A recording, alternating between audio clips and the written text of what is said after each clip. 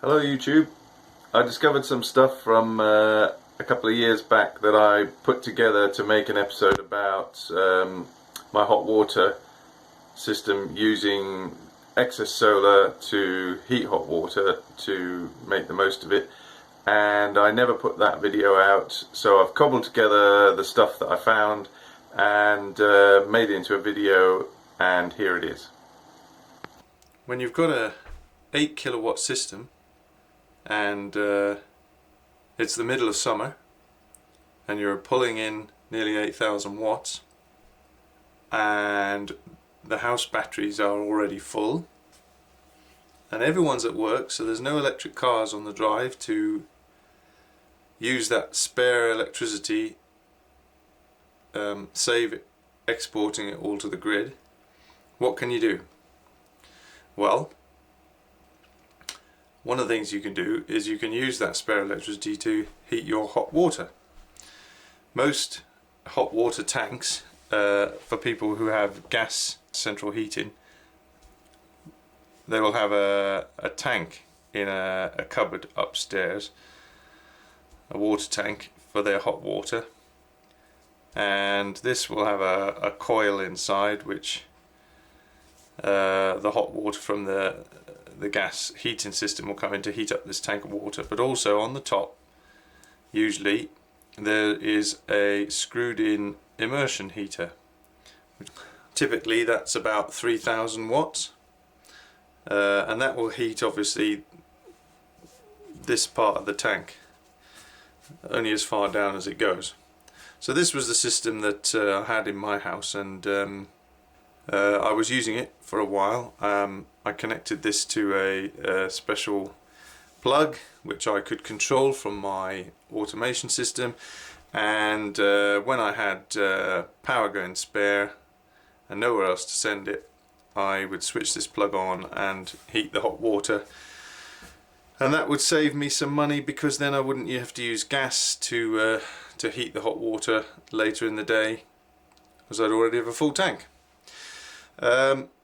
And this worked well, but sometimes I was pulling 7,000 watts from my solar panels, and I could only dump 3,000 of them into this tank of hot water, meaning I was still exporting 4,000. So I was trying to find ways that I could use this energy up in the best way possible, and so I decided to get a new hot water tank that was bigger, so it would hold a lot more water, so therefore I could use up more of the energy to create more hot water, but also, as well as the standard coil inside for the normal hot water system, it had an immersion at the bottom and one at about halfway as well. So what this gave me the ability to do is to control each of these immersions via a separate controller, and if I only had 3,000 watts going spare, I would just turn on the bottom one, and if I had over 6,000 watts going spare, I would turn them both on. And that way I could utilize as much of the energy as possible. And obviously I'd have a really big tank of hot water with 2 teenage boys. Believe me, you need it. So yeah, that was the plan. I had a hunt around on the internet to find a company that would manufacture a hot water cylinder that had both a standard heating coil but also 2 immersion heater plugs on it. Typically these are used for economy 7 type installations where there isn't a coil, it's just you heat your hot water with electricity using cheap nighttime rates. So to get one with both in was quite hard to find, but I did find one eventually.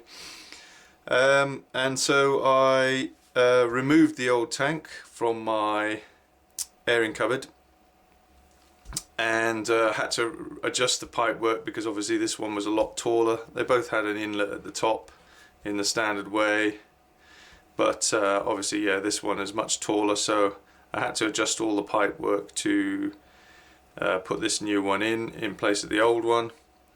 And I had to get new wiring put in from the distribution board to the airing cupboard to handle not just a 3000 watt circuit but up to 6000 watts. And then I added a couple of new rules to my system to handle the case when there's 3000 watts going spare and 6000 watts going spare.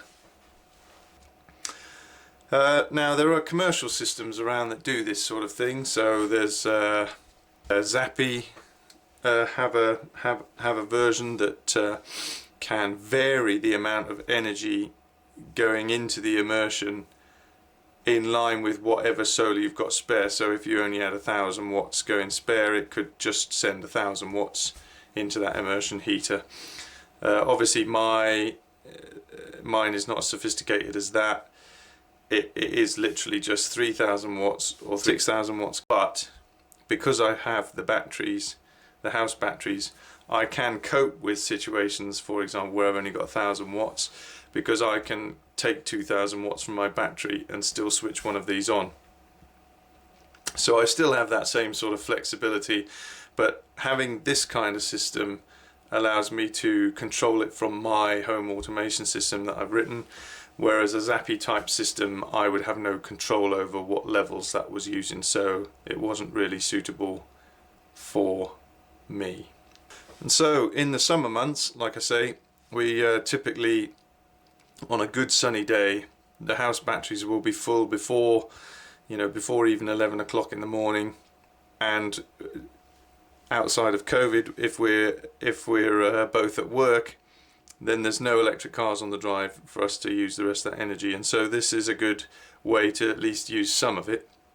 And typically we manage to heat the entire tank of hot water on those sort of days, and so we don't have to use any gas at all through the summer months for heating the hot water. And obviously we don't use gas in the summer months either for central heating, because it's nice and warm, we don't need it.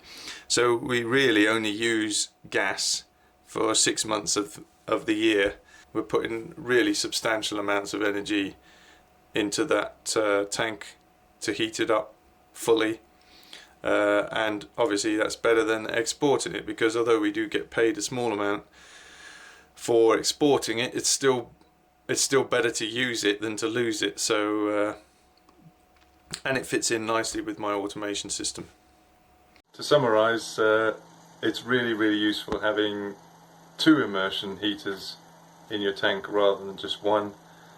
Gives me the option on those really hot summer days to put a full 6000 watts into the hot water constantly, which means that tank gets filled up quicker, and so when someone then comes home from work, more of the energy is available to go straight into one of the cars, rather than using 3000 watts, which would take longer to heat that tank up, and potentially it could still be being heated when someone comes home from work, and then the full energy is not available to go into the car, and you're also exporting 3000 watts that you could have been using. So it was a good move, glad I did it, and I would recommend anyone who's got a similar size system, sort of 8-9 kilowatts, to do something similar, because it really can mean that you don't have to use any gas at all in summer months. Okay, so I'll leave it there, and I'll see you on the next video. Cheers.